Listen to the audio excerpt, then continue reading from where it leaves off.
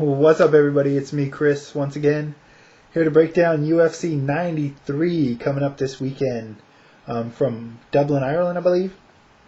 Anyhow, I'm only going to do the main card because the undercard, haven't either seen a lot of the fighters or don't know both fighters or know enough about them to really make any accurate predictions, so just going to do the main card. That being said, let's do this. First up, we got Marcus Davis against Chris Lytle. Davis is coming off the win over Paul Kelly, guillotine, and before that he had the decision loss to Mike Swick. Lytle's coming off a win over Paul Taylor on that same night, and before that he had the loss where he got brutalized by Josh Koscheck. Anyways, this fight, both these guys, I guess they wanted to fight each other. They kind of decided. They both asked for the fight and are receiving it. So they have similar styles. Both are former boxers, like to stand up and bang. Lytle's a more well-rounded fighter, in my opinion. I think he has better submissions, though Davis has submissions, as he proved in his last fight, and also in the fight against Paul Taylor. So, basically, I'm going to go with Marcus Davis by decision.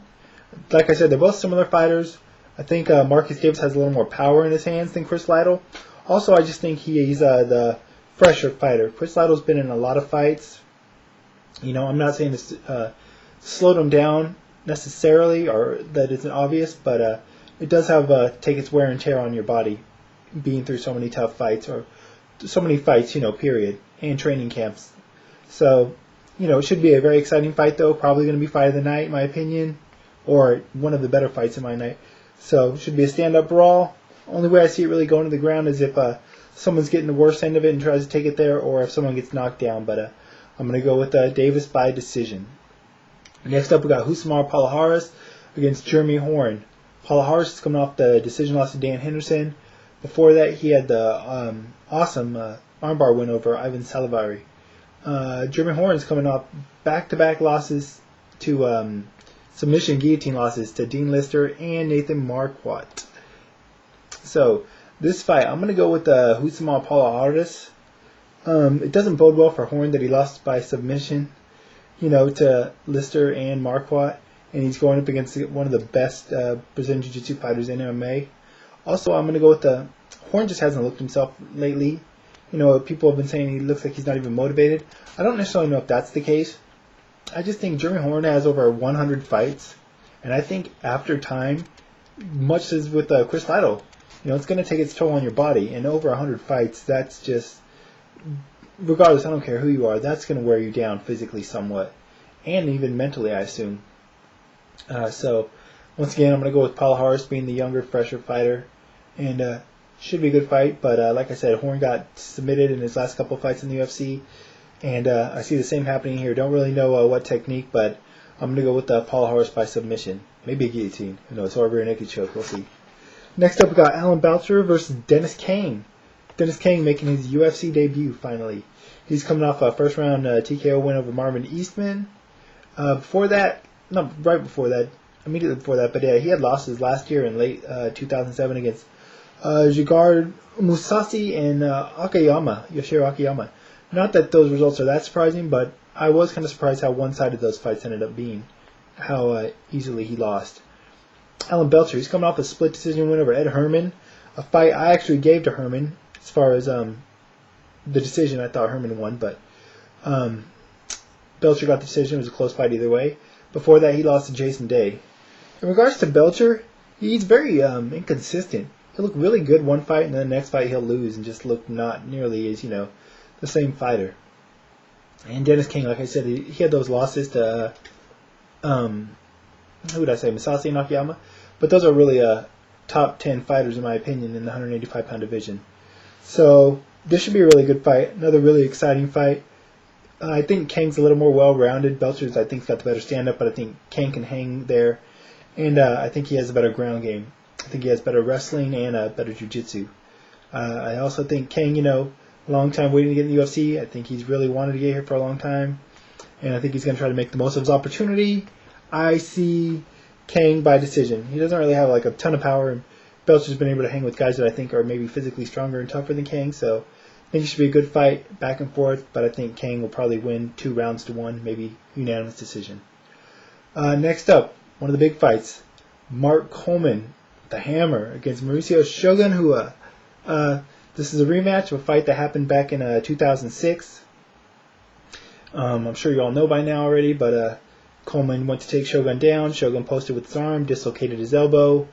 The fight was stopped and Coleman got the win. There was a scuffle afterwards. Neither of these guys like each other because of that. What happened after the fight, so it should make the fight that much more exciting or anticipatory. At least I'm looking forward to see it again. Long rematch, long in the waiting. So first off, we got Mauricio Shogun Hua. He's coming off the loss to Forrest, which was all the way back in September 2007. He's been off for so long because he's had 2 knee surgeries since then. I believe ACL surgeries, which definitely could be a hindrance to him. It'll be interesting to see how he comes back from such a long layoff and those serious knee injuries. His last win was all the way back in February of 2007 against Alistair Overeem. I remember that fight. Good win. So, like I said, long layoff, and he hasn't won a fight in 2 years. It's really hard to believe. Even though he's only had 1 fight in the meantime, it's just a long time to go without a victory for someone of Shogun's caliber. As for Mark Coleman, former UFC heavyweight champion, recent inductee in the UFC Hall of Fame, he hasn't fought in a while either. He hasn't fought since October of 2006, where he lost to Fedor Emelianenko. That's a really long time to be off, especially for a man that's 44 years old at this point. He's already slowed down quite a bit, and that layoff's definitely not going to do him any good. Also, but the one thing that is in his favor, aside from having a win, as far as confidence-wise, is that this is his first fight at 205. I think the loss in weight will help his speed out a little bit. He wants to carry on the extra weight, the extra muscle, and it should help his stamina and cardio as well. Anyways, in regards to the fight itself, I'm going to go with Hua by stoppage. Like I said, they've both been off for a while, and who knows how Shogun's going to respond from those injuries, but I just think that he's the better fighter overall. I think he's more well-rounded. I think he's closer to his prime. I think Coleman's well past his prime. I think, I'm not saying Coleman got lucky in that fight, but I think it was it wasn't like he won by dominance. It was a freak occurrence. I just think they're going to go Coleman's going to try to get him down. He may, but Shogun should be able to survive there. I think Shogun will be able to stand, get a few stand-ups, pick Coleman apart on the feet, eventually wear Coleman down and stop him maybe in the late 2nd or 3rd round. Should be a good fight, though. On to the main event. Rich Franklin against Dan Henderson. This is the fight. It's happening at light heavyweight, even though both guys recently, not too long ago, fought at the 185-pound division. Franklin's coming off the win over Matt Hamill. Stoppage, his first fight back at 205 in a long time. Before that, he had the win over Travis Lutter. Henderson's coming off the win over Paula Harris. Before that, he had losses to Anderson Silva and Quentin Rampage Jackson. This is a good fight. Another fight long in the making. When these guys were both champions in their respective organizations, Pride and UFC.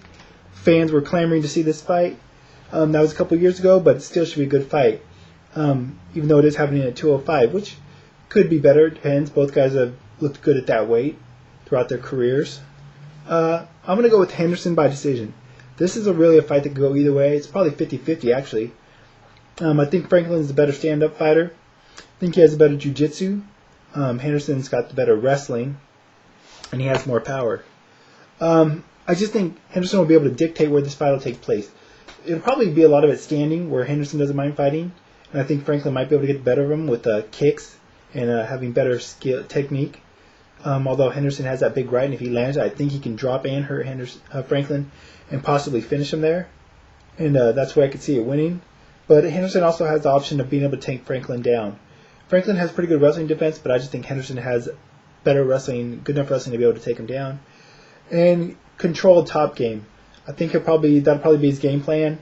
He'll probably do that I think he'll be able to do that more effectively throughout the fight than Franklin would be able to control Henderson's standing. But either way, it should be a very good fight, close fight, pretty much even fight throughout. Close decision. I wouldn't even be surprised to see a split decision. And Franklin could very well win this fight as well. I'm not saying Henderson's going to win easily. I just think that if I'm going to pick a winner, I'm going to pick Dan Henderson. I think he just he slightly is the favorite in this matchup based on their skills and what they bring to the table. So, anyways, that's my predictions. That's it for now. Probably hit you guys up on Sunday after the fights. But until then, I'm out of here. Bye.